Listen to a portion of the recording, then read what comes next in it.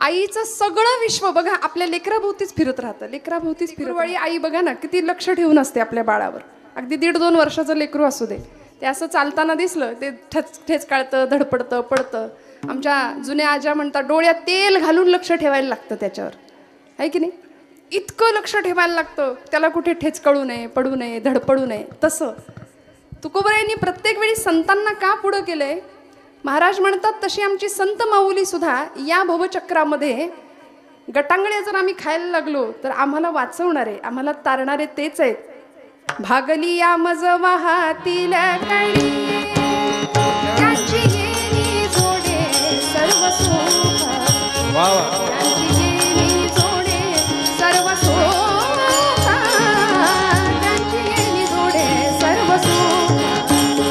भागली या मज वाहातील कणी, त्यांची येणी जोडे सर्व सुख, त्यांची येणी जोडे सर्व सुख, त्यांची येणी जोडे सर्व सुख. ही चाल घेतली की त्यांना सुद्धा श्रद्धांजली जाते की नाही आपोआप. वारकरी संप्रदायातलं एक असं श्रीमंत एक वादळ निघून गेलं आपल्यातून. त्यामुळे अशा चाली घ्याव्या आणि त्यांना त्या निमित्ताने श्रद्धांजली. अर्थात तशी गाता येईल की नाही या जन्मात हे माहिती नाही, पण अमृतासारखं गोड कीर्तन. भागली या मज वाहतील कडिये, त्यांची येणी जोडे सर्व सुख. संतांची व्यापकता आणि आईचं व्यापकपण एकत्र आणलं तुकोबांनी. मातेची या चित्ते बाळकाची व्याप्ती हे सांगत असताना आईला लेकराशिवाय दुसरं विश्वच नसतं. आपल्या सगळ्यांना माहिती आहे, माऊली म्हणते लळे याची या बालका किरीटी, गवसणी करुणी स्नेहाची दिठी, आणि खेळता पाठोपाठी माऊली धावे. ती त्याच्या मागे मागे मागे मागे धावत असते, तिचं वात्सल्य धावत असतं. किती प्रेम, किती अंतःकरणामधला जिव्हाळा. आणि हे त्या लेकराला तेव्हा नाही कळत, मोठं झाल्यावर तर अजिबातच नाही कळत. पण लेकरू सगळ्यात जास्त सुरक्षित कुठे असतं तर ते आपल्या आईच्या पदराआड असतं, आईच्या जवळ असतं. हिंदवी स्वराज्य संस्थापक छत्रपती शिवाजी महाराजांच्या आजूबाजूला मी एक धाडसी विधान नेहमी करते की आमच्या जिजाऊ आई साहेब नसत्या तर राजांचं घडणं झालंच नसतं. हे इतिहासाला मान्य करावं लागेल. कारण शिवाजीराजे कालपटावर आले ते फक्त जिजाऊ मातोश्रींमुळे, घडले ते फक्त जिजाऊ मातोश्रींमुळे. गर्भात असतानाच अशा मुठी वळल्या जायच्या राजांच्या, कारण डोहाळे जसे विलक्षण होते. तलवार घ्यायची, शत्रूला कापून टाकावं, घोड्यावर स्वार व्हावं, हे डोहाळे होते आईसाहेबांचे. आणि तिथे गर्भात मुठी आवळल्या जायच्या आणि त्या त्याला सांगायच्या शिवबा आता अशा तयारीने जन्माला ये की जळायचंय आपल्याला, जळण्याच्या तयारीने ये माझ्या राजा. कारण इथं सगळा अंधकार आहे, 350 वर्षाचा गुलामीचा अंधकार आहे. पण एखाद्या ज्योतीने ठरवलं ना जळायचं की मोठ्यात मोठ्या अंधाराचा सुद्धा पराभव करता येतो माझ्या राजा, जळण्याच्या तयारीने ये. मग गर्भात अशा मुठी आवळल्या जायच्या. शिवाई देवीची कृपा व्हावी, नाव ठेवावं शिवाजी. शिस्त वात्सल्य जी जिद्द यांचा त्रिवेणी संगम ते शिवाजी. त्यांना घडवणारी जी जाई, जी जिद्द, जाज्वल्य देशप्रेम आणि ईश्वर निष्ठा यांचा त्रिवेणी संगम त्या जिजाबाई. जी जाई तिथं जाईप्रमाणे सुगंध देई, असं मातृशक्तीचं सुंदर रूप आमच्या भारतीय इतिहासाला दिसलं जिजाऊ माऊलींच्या रूपामध्ये. आणि किती घडवावं, तासन तास टक लावून बघत बसावं, पुण्यात आणावं, बाळाने विचारावं. 5 वर्षाचे झाले, शिवबाराजे विचारलं आई कुठाय माझा वाडा, कुठाय माझा घोडा. आई म्हणते मोठी माणसं आयत्या घरात राहत नाहीत बाळा, ती घरं बांधतात आणि मग राहतात. इथं वाडा नाही, इथं घोडा नाही, सगळं बेचिराग झाले. रायाराव नावाचा हिंदू सरदार गाढवाचा नांगर फिरवला होता पुण्याच्या भूमीवरनं. माणसं परागंदा होऊन देशोधडीला गेली होती, राखेचे डोंगर साचले होते. एक पहार ठोकली होती आमच्याच माणसांनी, मुरार जगदेव त्याचं नाव. एक पहार ठोकली, त्याच्यावर एक मानवी कवटी अडकवली, पुण्याच्या वेशीला चपलांचं तोरण टांगलं आणि सांगत होते जो कोणी इथं स्वराज्य निर्माण करण्याचा प्रयत्न करील त्याच्या घराची आम्ही अशी मसनवट करून टाकू. आमच्याच घरातल्या लेकी बाळींची अब्रू लुटताना डोळ्या देखत बघण्यापलीकडे दुसरा इलाज पर्याय उरला नव्हता, असा भीषण भयावह काळ. आणि तिथे 5 वर्षाच्या डोळ्यात ही आई स्वराज्याचं दिव्य स्वप्न बघत होती. सांगत होती बांधाल का वाडा, घ्याल का घोडा, कराल का सैन्य निर्माण. आणि 5 वर्षाचं लेकरू सांगत होतं हो आई, मासाहेब तुमचा आशीर्वाद असेल आणि भगवंताचा आशीर्वाद असेल तर हे राज्य होईल ही काळ्या दगडावरची रेष. आणि पुढे काय झालं हे इतिहासाला ज्ञात आहे, आपण सगळे त्याचे साक्षीदार आहात.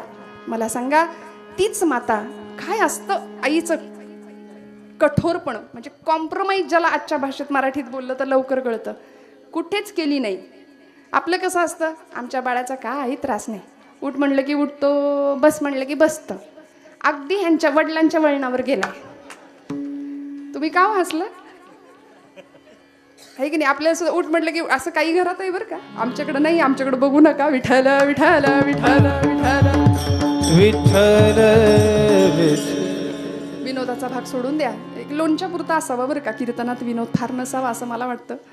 त्यामुळे असा पराक्रमी बाळ घरामध्ये जन्माला यावा, आणि ते बाळ ज्यावेळी मोठा मोठा मोठा होत होत सगळी विघ्न स्वराज्यावरची पचवली, दूर केली, स्वराज्य साकारलं, आणि 6 जून 1674 साली 32 मण सोन्याचं सिंहासन रायगडावर सजलं.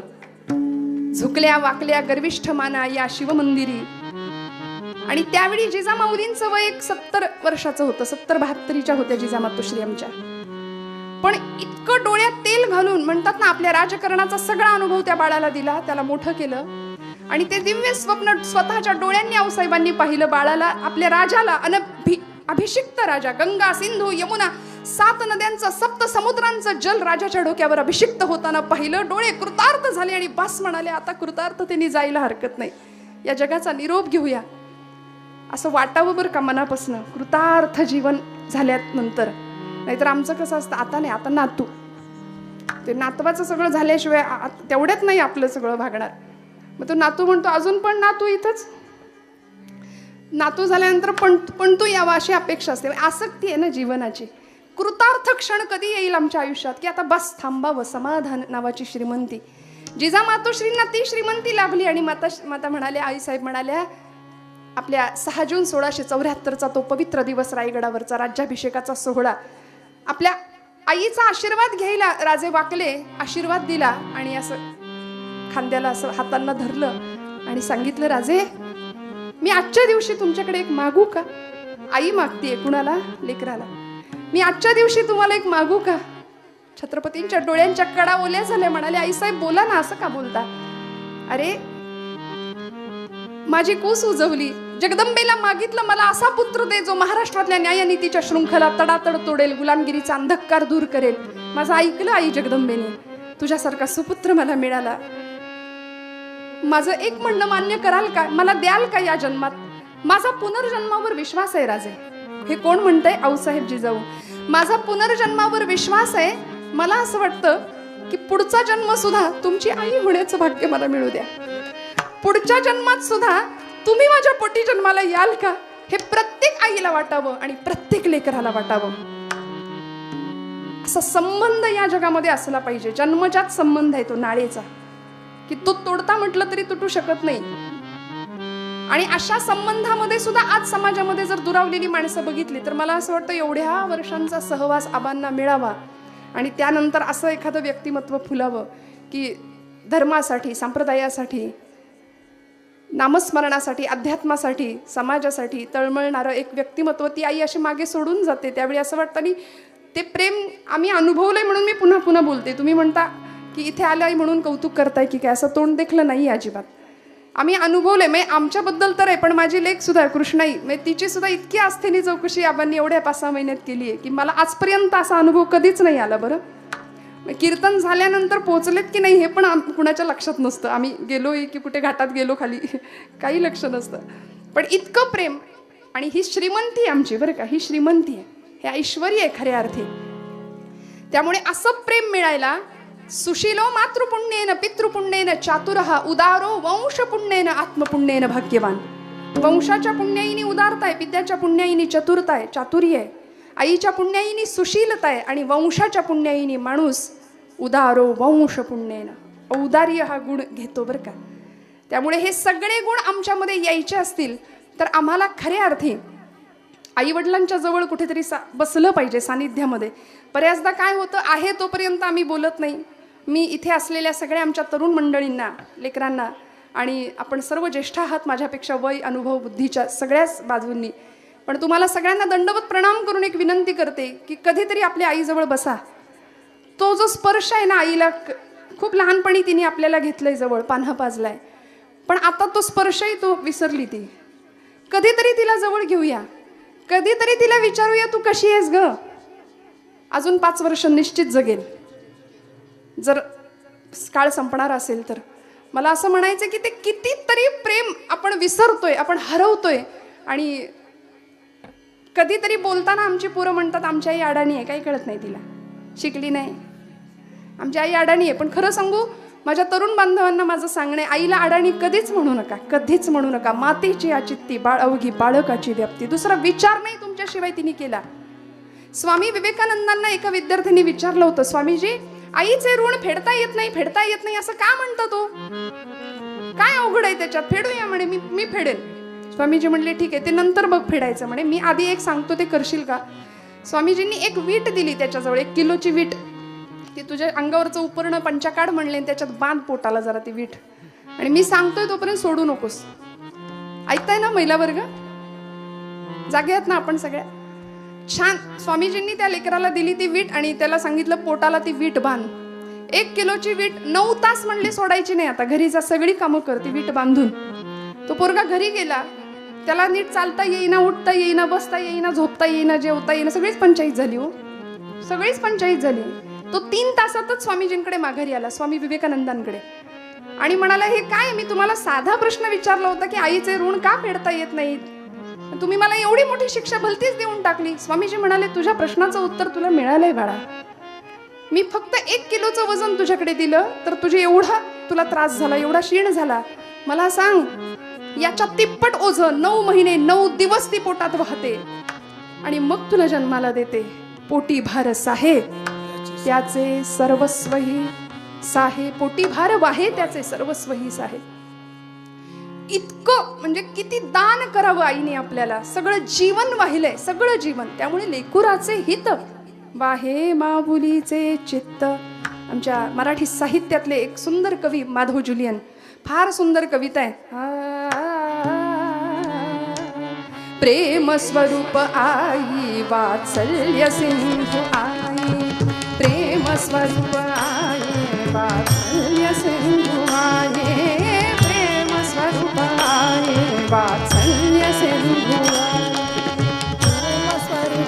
आई, वात्सल्य स्वरूप आई, प्रेम स्वरूप आई, वात्सल्य स्वरूप आई, प्रेम स्वरूप आई वात्सल्य सिंधू आई, प्रेम स्वरूप आई वात्सल्य सिंधू आई, प्रेम स्वरूप आई, वात्सल्य सिंधू आई, प्रेम स्वरूप आई, वात्सल्य सिंधू आई. बोलावू मी तुला मी कोणत्या पाये, प्रेम स्वरूप आई वात्सल्य सिंधू आई, प्रेम स्वरूप आई वात्सल्य सिंधू आई, प्रेम स्वरूप आई, वात्सल्य स्वरूप आई, प्रेम स्वरूप आई, वात्सल्य स्वरूप आई. खोटी ठरवून देवा ही आस एक मोठी, आई पुन्हा जन्म घे आणि पुन्हा तुझ्याच पोटी मला जन्माला यायला मिळू दे. मला असं वाटतं ही भावना, ज्याला आई नाही आहे ना, आज आबांना विचारूया, त्यांच्या कुटुंबियांना विचारूया काय भावना असेल. ज्याला आई नाही त्याला ही भावना जास्त कळते. आई नसल्याचं दुःख, पोरकेपणाचं छत्रच निघून जातो. आपलं म्हणणारं आणि आपल्यासाठी तिळ तिळ झिजणारं, फक्त आपलीच काळजी करणारं असं एक व्यक्तिमत्व काळाच्या पडद्याआड निघून जातं. आणि तेव्हा मग डोळे उघडतात खाडकन. आहे तोपर्यंत विचारलं नाही, कधी तिची विचारपूस केली नाही. 500 किलोमीटरवरच्या एखाद्या मित्राला गुड मॉर्निंगचा रिप्लाय द्यायला किती जीवाची उलघाल. उठले उठले पहिलं ते. जवळ असलेल्या आईला तू कशी आहेस विचारलं नाही, दिवसभर तिच्याकडं पाहिलं नाही. तिचा चेहराही न पाहणारी कार्टी घराघरात आहेत आज. आईला आई म्हणायचं नाही. काय गोडवा आहे त्या शब्दामध्ये. आमच्या बहिणाबाईंचं पुन्हा एकदा खानदेशातल्या आमच्या कवयित्री त्या म्हणाल्या की माय म्हणता म्हणता भटा लागी भट भिडे. माय किती गोड शब्द आहे माय. बघा तुम्ही, ओष्ठ व्यंजन, दंत व्यंजन, तांज व्यंजन, मराठी साहित्यात व्याकरणातले हे सगळे नियम आहेत. प फ ब भ म हे ओष्ठ व्यंजन आहेत. त थ द ध न दंत व्यंजन आहेत. तर ते म ओष्ठव्यंजन आहे. माय म्हणता म्हणता वटा लागी वट भिडे, आत्या म्हणता म्हणता केवढं अंतर वो पडे. आत्या. दादा म्हणता म्हणता दाता माझी जिभ दडे, आणि काका म्हणता म्हणता कशी मांग मांग दडे. जीजी म्हणता म्हणता मिळे जिभले निवारा, आणि सासू म्हणता म्हणता गेला तोंडातून वारा. विठ्ठल विठ्ठल विठ्ठल विठ्ठल. त्यामुळे तुमच्या माझ्याकरता हे बहिणाबाईंचं आहे, माझं नाही आहे बरं. तुम्ही म्हणाल का बरं असं. त्यामुळे तुमच्या माझ्याकरता स्वतःचं देहभान, आज मेडिकल सायन्स एवढं पुढे गेलंय, बाळंतपणाच्या वेदना सहन करतेच. कितीतरी हाडं शरीरातली फ्रॅक्चर व्हावीत 20 पेक्षा जास्त, तेवढ्या जितक्या वेदना तेव्हा होतात ना, तेवढ्या वेदना त्या एका क्षणाला होतात. त्याही पुढे जाऊन सांगते, आज मेडिकल सायन्स पुढे गेले, आपल्या बाळाच्या जन्माकरता वीतभर पोट फाडून घ्यायला सुद्धा जी तयार असते ती आई आहे. अभंगाचं दुसरं चरण आम्हाला तुकोबराय सांगतात. देह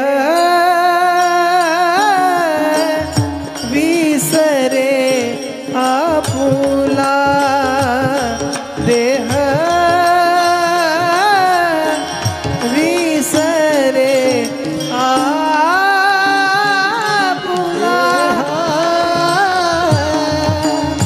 विसरे आपुला.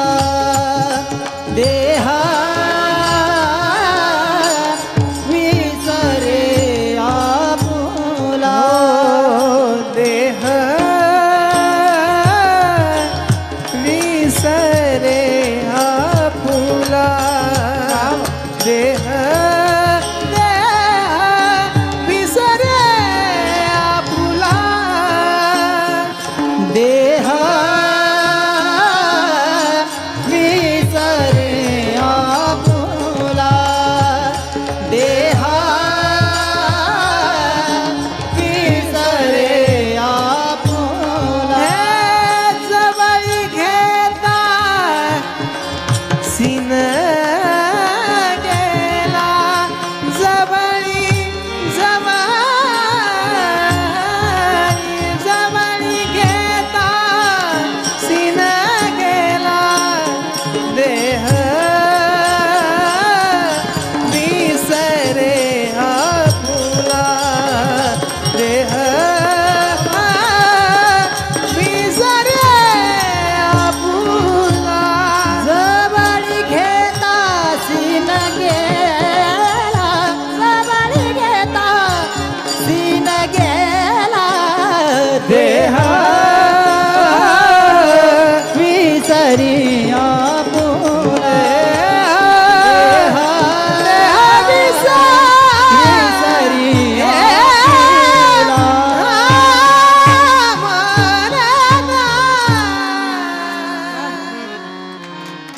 देह विसरे आपुला, जवळी घेता शीण गेला.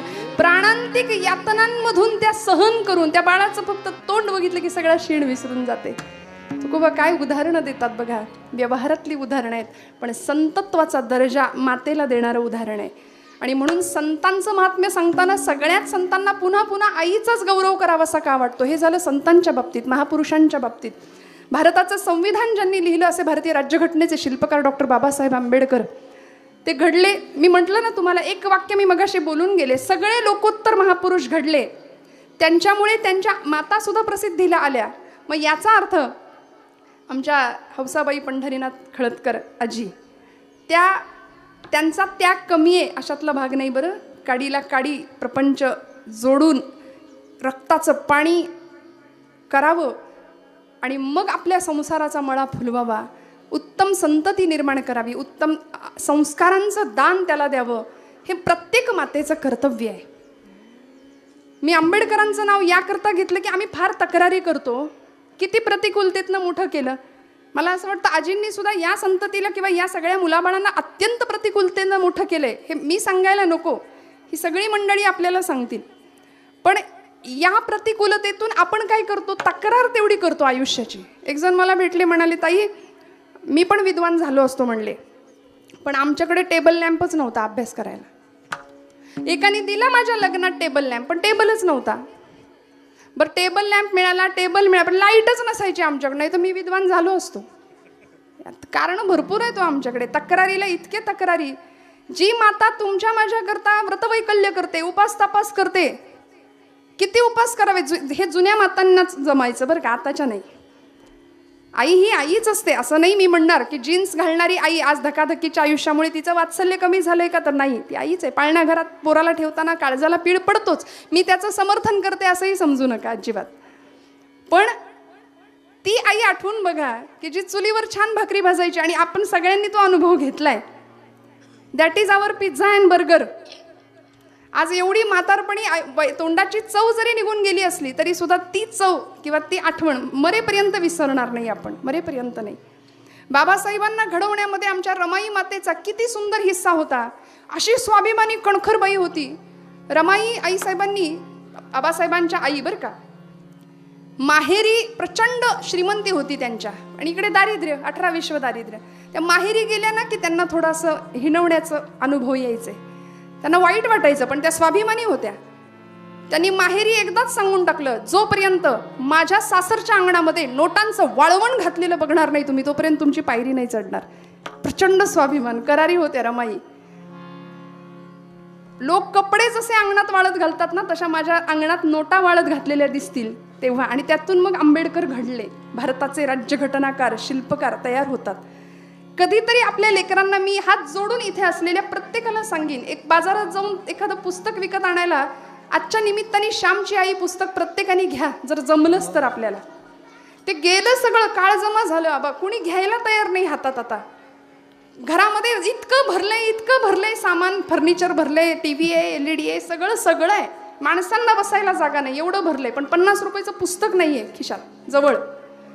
कधीतरी घ्या. की त्या साने गुरुजींनी, पांडुरंग सदाशिव साने, लहानपणी आपल्या आईचा उद्घोष त्या पुस्तकात करतात. ते म्हणतात की मी आंघोळ करून असा बाहेर यायचो, बाहेर आल्यानंतर माझ्या पायाला माती लागेल म्हणून मी माझ्या आईला म्हटलं होतं, आई तुझा ओचा पसर, तुझा पदर पसर, मला पाय ठेवायचे, माझ्या पायाला माती लागेल. तेव्हा ती माऊली सांगते, आई सांगते की श्याम, अरे बाळा, पायाला घाण लागू नये म्हणून जेवढा जपतोस ना, तेवढी मनाला घाण लागू नये म्हणून जप हो. मला असं वाटतं आयुष्यातलं सगळ्यात मोठं हे दान आईने दिलं. इथं बसलेल्या प्रत्येकाच्या व्यक्तिमत्वामध्ये आईचं प्रतिबिंब आहे. तुम्ही माना नाही तर नका मानू, आईचे गुण आहेत, आईचं प्रतिबिंब आहे.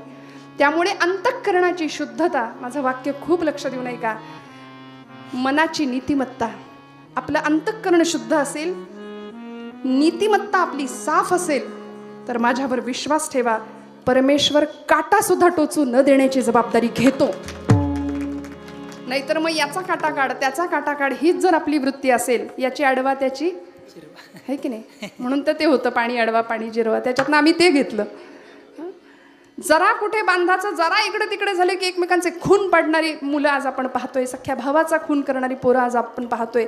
मग कुठेतरी संस्कारांची कमतरता आहे का. 350 वर्षापूर्वी अशी एक आई महाराष्ट्राच्या इतिहासाने पाहिली की गडाचे सगळे दरवाजे बंद झालेले असताना पाळण्यात रडणाऱ्या पोराचा टाहो ऐकला आणि गड उतरून खाली आली. राजांना नाव द्यावं लागलं हिरकणी बुरुज.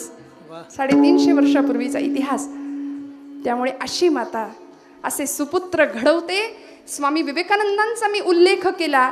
स्वामीजी ज्या दिवशी त्रिखंडाची कीर्ती गाजवून आले, शिकागोची धर्मपरिषद पूर्ण करून आले, सगळीकडे जागतिक कीर्तीचा महात्मा झाले होते बरं का, प्रचंड हिरो असं व्यक्तिमत्व. आणि आले भगव्या कपड्यातला तो संन्यासी. कलकत्ता शहरामध्ये त्यांची मिरवणूक काढली होती स्वामीजींची हत्तीवरनं. कुणीतरी सांगितलं, नरेंद्रा, भुवनेश्वरी माता आईचं नाव होतं, आई तुझी वाट बघतीये कुठे, तुळशी वृंदावनाजवळ, जा बर का, तिला पहिल्यांदा भेट. आणि आईचं नाव ऐकलं, ते हत्तीवरनं उतरले, म्हणाले, धावत गेले पायी आणि आईला भेटायला. आई तुळशी वृंदावनाजवळ. जागतिक कीर्तीचा महात्मा होता. 11 सप्टेंबर 1893चा तो इतिहासाचा दिवस, शिकागोची धर्मपरिषद, जिथं माझ्या अमेरिकेतल्या बंधू आणि भगिनींनो असं म्हणून इतिहास घडवला होता स्वामीजींनी. धावत गेले आणि भुवनेश्वरी देवींचा पदर असा घेतला आणि डोक्यावर ठेवला. आणि काय म्हणाले आईला माहितीये, आई बाकी सगळं सोड म्हणाले, पण मी आज त्रिखंडाचा स्वामी झालो, मी आज त्रिखंडाचा स्वामी झालो, कारण मी तुझ्या पदराखाली आहे, तुझ्या पदराचं छत्र माझ्यावरती आहे. आणि ते छत्र निघून गेल्यानंतर मग काय अवस्था होते हे ज्याचं त्यांनी अनुभवावं. श्रोते हो, पश्चाताप करण्याची वेळ आपल्यावर येऊ नये यार. ती आहे तोपर्यंत तिला व्यवस्थित न्याय देऊया. कारण अडाणी आहे म्हणताना तिच्या रूपाने अनुभवांचं अख्खं विद्यापीठ तुमच्या माझ्या घरात वावरत असतं. अख्खं अनुभवाचं विद्यापीठ आहे. त्यामुळे आम्ही घडतो वाढतो सगळ्या पद्धतीने. बरं ते करत असताना किती प्रेमाने हो, किती प्रेमाने करावं. आई आपल्या लेकराला दूध भाताचा घास जसा भरवते ना, म्हणजे तेच उदाहरण तुकोबांना का द्यावं वाटलं, कारण संत सुद्धा दूध भाताचा घास जसा भरवावा तसं आम्हाला भक्तीचं ज्ञान शिकवतायत. हे दावी प्रेम भाते, दावी प्रेम भाते, दावी प्रेम भाते, दावी प्रेम भाते, दावी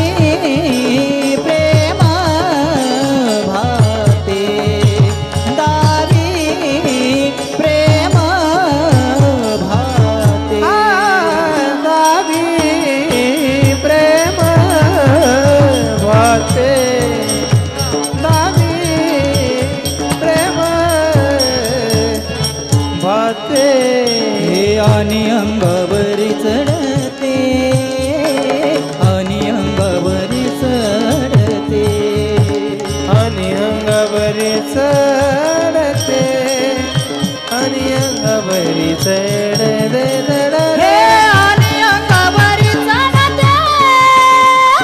आणि अंगावरी चढते, आणि अंगावरी चढते, आणि अंगावरी चढते,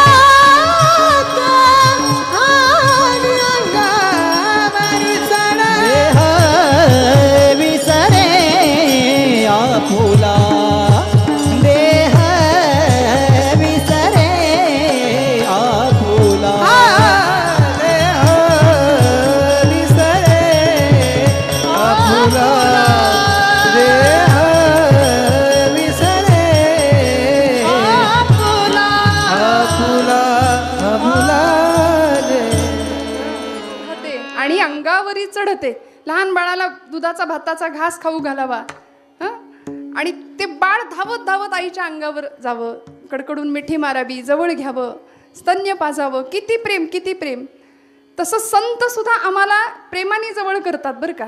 आई लेकराला दूध भात घालते तितक्या प्रेमाने, तितक्या मायेने भक्तीचं ज्ञान सोपं करून शिकवतात. हरिमुखे म्हणा, हरिमुखे म्हणा, काही अवघड नाही सांगितलं.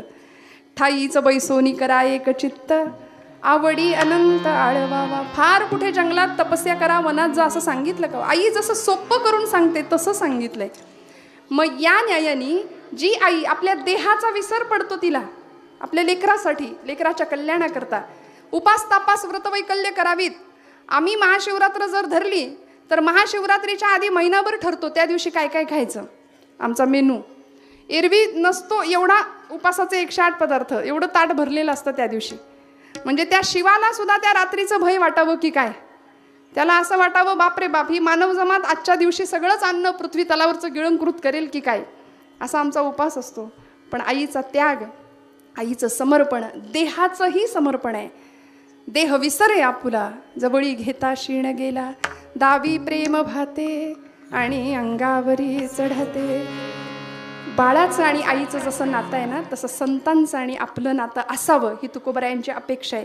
ती अपेक्षा कशी होईल? नमन करूया, मस्त भजन करूया आणि त्यासाठी एक दृष्टांत सांगून मग समारोपाकडे जाऊया. एकदा मस्त संतांना जे आवडतं, परमेश्वराला जे आवडतं आणि ज्यांनी आपल्या जीवनाचं कल्याण होईल असं नाम, अमृतापेक्षाही गोड असलेलं नाम घेऊया आणि मग पुढच्या भागाकडे जाऊ. विठोबा रखुमाई, हरी विठोबा रखुमाई, विठोबा रखुमाई, विठोबा रखुमाई, विठोबा रखुमाई, विठोबा रखुमाई, विठोबा रखुमाई, विठोबा रखुमाई, हरी विठोबा रखुमाई, विठोबा रखुमाई, हरि जय जय हरि हरि जय जय जय विठोबा रखुमाई, हरि जय जय हरि हरि जय जय जय विठोबा रखुमाई, हरि जय जय हरि जय जय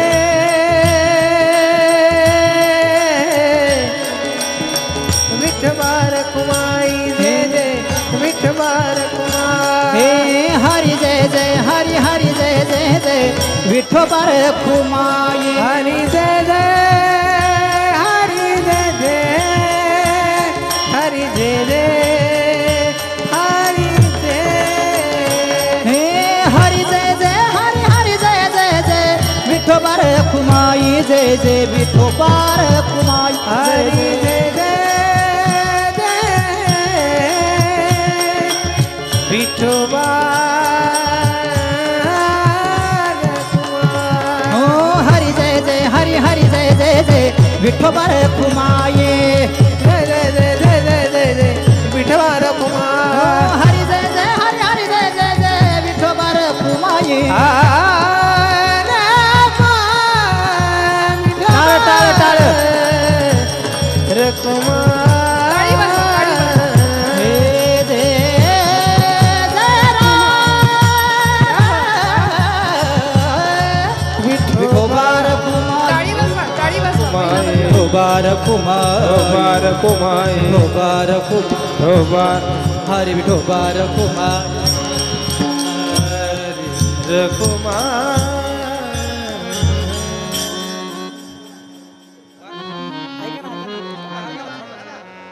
मातेची आचित्ती अवघी बाळकाची व्याप्ती.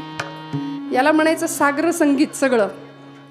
ते आजींना नाही सहन होणार, मला नाही झालं, त्यांना काही होणार. छोटा छोटा हरला छोटा छोटा द्या. विठ्ठल विठ्ठल विठ्ठल विठ्ठल विठ्ठल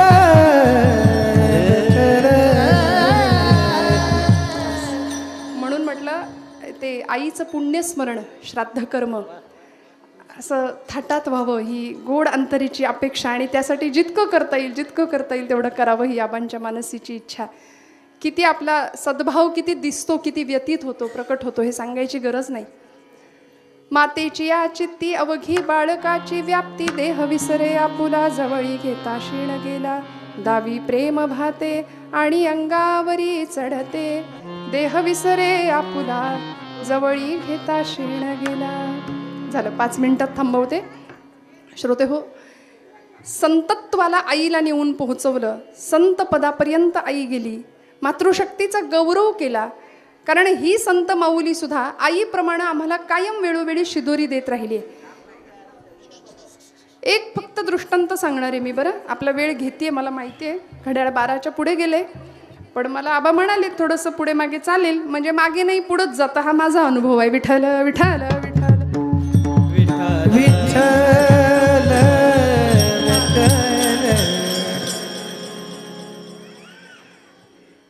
आई सर्वांगीण विकास व्हावा लेकराचा, यासाठी जसा प्रयत्न करते ना. कारण आपला संप्रदाय सुद्धा बघा, माऊलीचा संप्रदाय आहे, सगळ्यांना स्वीकारणारा संप्रदाय आहे. आणि 2 गोष्टी अशा आहेत, स्वीकार आणि सुधार. आईकडे स्वीकार आहे, बापाकडे सुधार आहे. असं एखादं कार्टं असतं नाक वाहत असलेलं, बरं का, जागे आहेत ना सगळे, ऐकताय ना. नाक वाहत असलेलं एखादं 1.5-2 वर्षाचं कार्ट ते वडिलांकडे जातं. वडील काय करतात, इकडचा वर्ग सांगा मला, पहिली क्रिया काय आहे? खिशातलं काढतील, ते पुसतील, मग त्याला घेतील. किंवा ते साफ करून ये तिकडून, आईकडून चांगलं त्याला रंगवून छान पावडर बिवडर लावून दिल्यानंतर मग हे मिरवतील सगळीकडे. हां, म्हणजे मला त्यांचा मोठेपणा नाकारायचं नाही आहे, पण ही वस्तुस्थिती आहे की नाही. हो म्हणा, हो म्हणा, मोठ्याने म्हणा, आहे की नाही, खरी गोष्ट आहे की नाही. त्यामुळे त्याला सुधार पहिला आहे, आधी सुधार आहे आणि मग स्वीकार आहे. पण आई काय करते हो, आई आधी त्याला कडेवर उचलून घेते, मग पदराने नाक पुसते पटकन. आईकडे आधी स्वीकार आहे आणि मग सुधार आहे. त्यामुळे आपला संप्रदाय, वारकरी संप्रदाय सुद्धा, भागवत संप्रदाय सुद्धा स्वीकारणार आहे. यारे यारे लहान थोर, याती भलती नारी नर, सकळांसी आहे येथ अधिकार. तुम्ही जसे असाल तसे संत आम्हाला स्वीकारतायत. तिथे हा मोठा, हा कमी, हा या जातीतला, तो त्या जात नाही. संतांनी सगळ्यांना जवळ केलं, सगळ्यांना स्वीकारलं आणि शिदोरी दिली आयुष्यभर पुरेल अशी. ज्या मातेचा हेवा, ज्या मातेचं प्रेम आम्हाला मिळावं म्हणून आम्ही तरसतो. संत तरसले, अहो आमचा भगवंत सुद्धा तरसलाय त्याकरता. काय सांगू तुम्हाला. ज्या भगवान गोपाल कृष्णाला 2-2 मातृत्व देणग्या लाभल्या होत्या. एक देवकी माता होती जन्म देणारी, एक पालन करणारी यशोदा मैया होती. पण तरी सुद्धा गोकुळ सोडून गेल्यानंतर ते म्हणायचे, उद्धवा माझ्या यशोदा आईसारखी आई सगळ्या जगात नाही सापडणार नाही. काय प्रेम करायची. निघून गेले ना भगवंत, त्यावेळी ती यशोदा माता अशी झाडांना वेलींना कवटाळायची. कुणी आलं की म्हणायची कान्हा भेटला का. इतकं प्रेम. आणि ते भगवंत दोन माता मिळून सुद्धा मातृत्वाची भूक कमी राहिली की काय म्हणून एक प्रसंग सांगते. शेवटच्या वेळी कुरुक्षेत्रावरचं युद्ध संपलं. अश्वत्थाम्यानी ब्रह्मास्त्र सोडलं होतं पांडवांच्या शेवटच्या गर्भावरती उत्तरेच्या.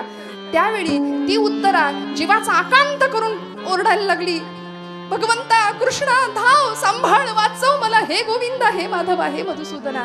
त्यावेळी परमात्मा तिथं आले आणि अशा वेळी भगवंत तिला म्हणतात, उत्तरे मी तुझ्या गर्भाचं रक्षण करेन. अर्थात अनंत कोटी ब्रह्मांड नायक, त्याला अशक्य काहीच नव्हतं, पण तरी सुद्धा तो तेव्हा तिला म्हणतो की मी तुझ्या गर्भाचं रक्षण करतो, पण तू मला काय देशील. उत्तरा म्हणली, माझ्याकडे आहे ते मी सगळं तुला देते भगवंता, पण माझ्या गर्भाचं रक्षण कर. भगवंत तिला या क्षणात काय म्हणतात ऐका.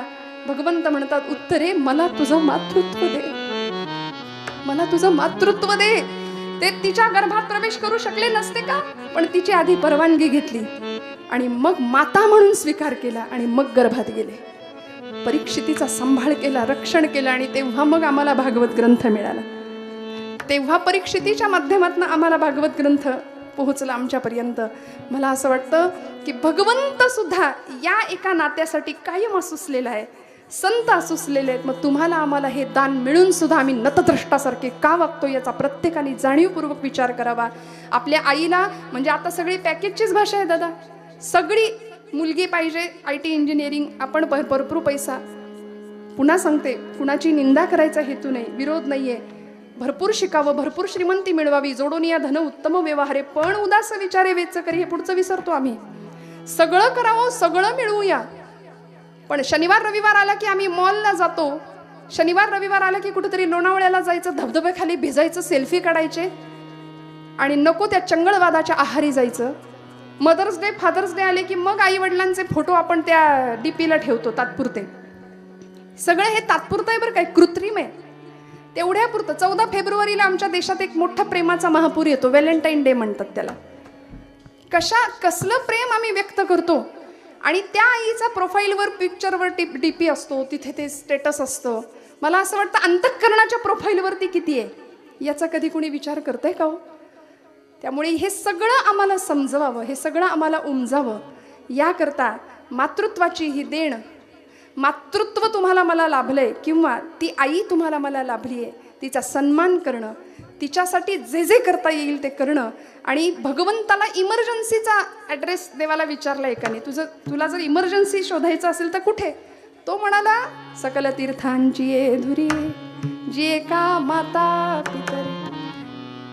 मी आईच्या चरण स्पर्शात आहे, भगवंतानी सांगून दिलं, मी इकडे तिकडे कुठेच नाही.